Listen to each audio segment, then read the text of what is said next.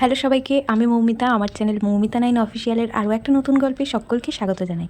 আশা করি সবাই ভালো আছেন, সুস্থ আছেন, আমিও ভালো আছি। হ্যালো সবাইকে, গুড মর্নিং। আজ হলো 19শে আগস্ট, মঙ্গলবার। একটু আগে ওদেরকে পড়িয়ে ছাড়লাম। ওদের ছাড়ার পর এলো অনেকটা জোরে বৃষ্টি হওয়ার কারণে দেখো পুরো রেলিংয়ের ওপর জল জমে গেছে। আর সব থেকে বেশি প্রমাণ ওই জায়গাটায় জল জমে রয়েছে।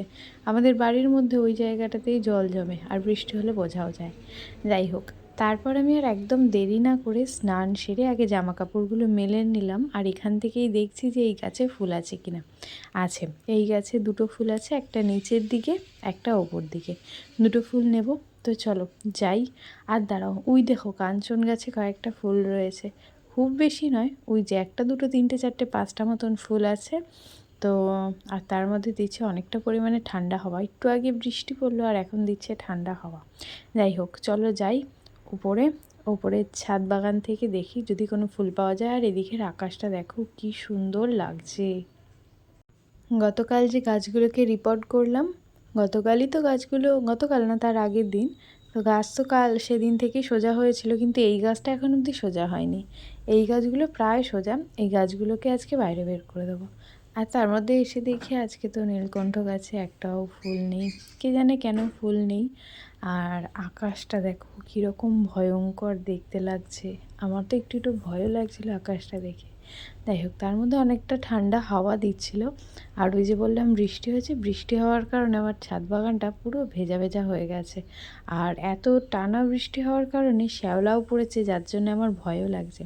আর গাঁদা গাছগুলো এই যে বললাম বাইরে দেবো, এই যে বাইরে দিয়ে দিয়েছি। আর এখন পুরো টাটকা রোদটা উঠছে, টাটকা রোদটা পাবে। যাই হোক, গাছটা সোজাভাবে বেঁচে থাকলেই ভালো। এতক্ষণ ধরে এত মনোযোগ দিয়ে ভালোবাসা দিয়ে ভিডিওটা দেখছো, কোথা থেকে দেখছো সেটা কিন্তু জানিয়ে যেতে একদম ভুলো না। আর চ্যানেলে যারা নতুন আছো অবশ্যই আমার চ্যানেলটা সাবস্ক্রাইব করে নিও। নেক্সট ভিডিও খুব তাড়াতাড়ি আসবে, তার জন্য কিন্তু বেল বাটনটা বাজিয়ে রাখতে হবে, যাতে সেই ভিডিওর নোটিফিকেশান তোমরা সবার আগেই পেয়ে যাও। গাছগুলোকে তো বাইরে রাখলাম, কিন্তু দুদিন ধরে সেরকম জল দেওয়া হয়নি, তাই সামান্য একটু জল দিয়ে নিলাম। তো চলো যাই একটুখানি। কে জানে কী দিচ্ছিলাম ওইভাবে আমি নিজেকে।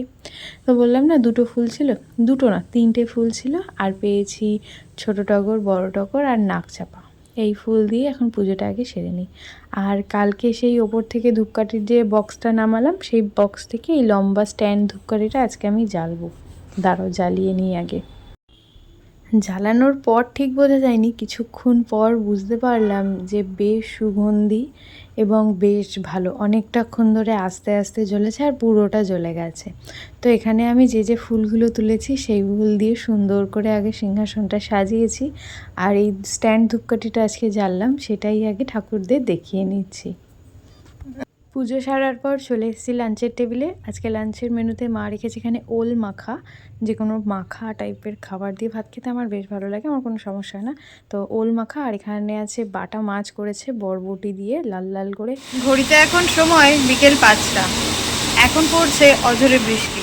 অঝরে বলতে হঠাৎ বৃষ্টি শুরু হলো। বাইরে আমি আর মা একটু বাগান পরিষ্কার করছিলাম, গোলাপ গাছ কাটছিলাম, তো তার মধ্যে বৃষ্টি শুরু হলো। বৃষ্টির দানাটা এত বড় বড়, চলো তোমাদের সাথে শেয়ার করি। ওই যে ওইখানে কিছুটা বাগান মা কালকে পরিষ্কার করছিল, আর এখন না ওই কোনটায় না একটা গোলাপ গাছ ছিল, ওই গোলাপ গাছটা কেটে দিয়েছি।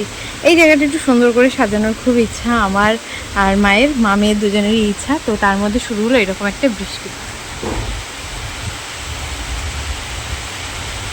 আশা করি তোমরা বুঝতে পারছো আর আওয়াজও পাচ্ছ।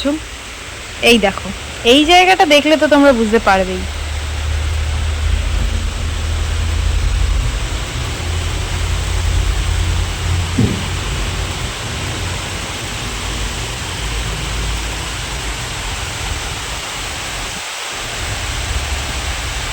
জানি না আজকে ওরা পড়তে আসবে কিনা, কিন্তু বৃষ্টি পড়ছে, সবে ওদের পরীক্ষা শুরু আর তার মধ্যেই বৃষ্টি।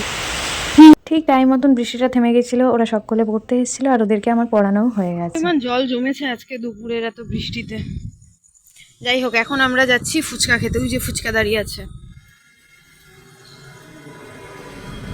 তার মধ্যে আবারও বৃষ্টি পড়ছে।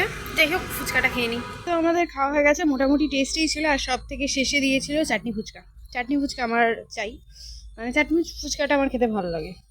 যাই হোক, তোমরা কারা কারা চাটনি ফুচকা খেতে ভালোবাসো, স্পেশালি ফুচকা খাওয়ার শেষে, সেটা কিন্তু আমাকে জানাতে একদম ভুলবে না। তো চলো আজকের মতন এখানেই শেষ করি। সবার গল্পটা কেমন লাগলো অবশ্যই জানিয়ে যেও, ভালো লাগলে লাইক করো, নতুন হলে অবশ্যই চ্যানেলটা সাবস্ক্রাইব করে নিও। নেক্সট ব্লগে খুব তাড়াতাড়ি দেখা হবে, ততক্ষণ সবাই ভালো থেকো, সুস্থ থেকো। যেহেতু যাওয়ার পথে পায়ে একটু কাদা লেগেছিলো, তাই ঘরে ঢোকার পথে পাটাকে আগে ধুয়ে নিলাম। Thanks for watching.